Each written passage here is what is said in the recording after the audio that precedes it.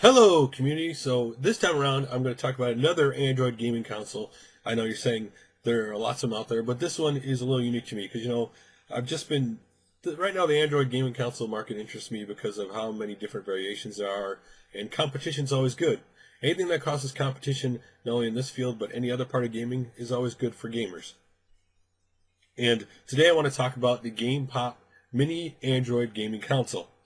Tongue twister. Now, GamePop is the company making this, and the interesting about this console off the bat is that it's free.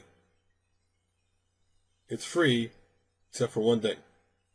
And the thing is, when they say free, there's always a catch. Well, the catch is you have to sign a one-year contract because this is not a physical copy system.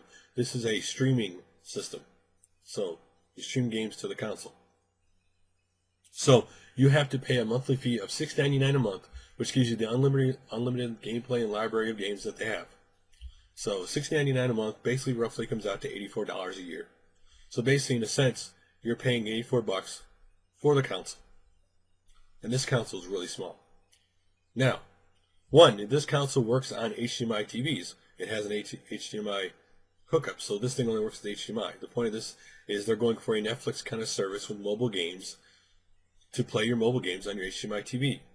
They're not trying to go after the PS4, the Xbox One, like the Ouya or the Shield or any other of these Android gaming consoles out there.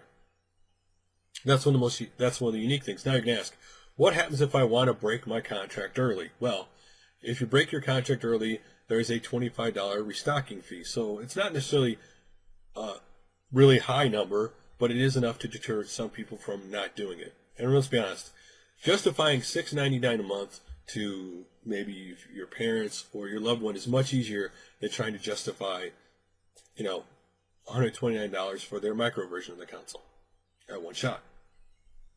Though you still have to get the description there. We'll get more into that one in a little bit. Okay, so there you go. So you got to pay a fee. So you're going to ask, this is an Android console.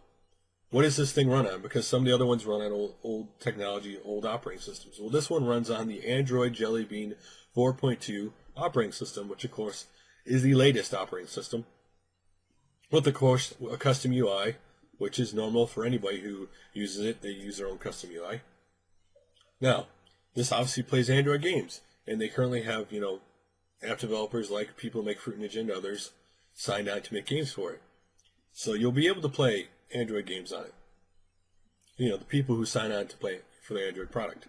And you're going to say, well, what makes this different? Okay, so it's Android. What makes this unique to me? What makes this want to play this on my TV? Well, they have an app called Looking Glass, and I know I wish they really wouldn't allow people to have the same name for their apps. But they developed an app called Looking Glass.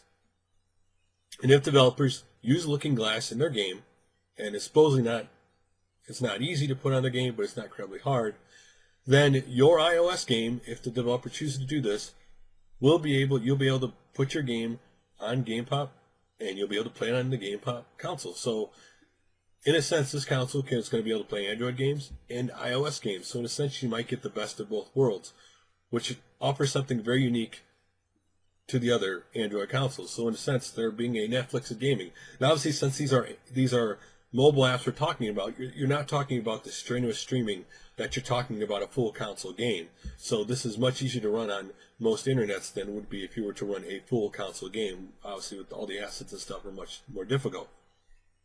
So, again, it is an interesting console.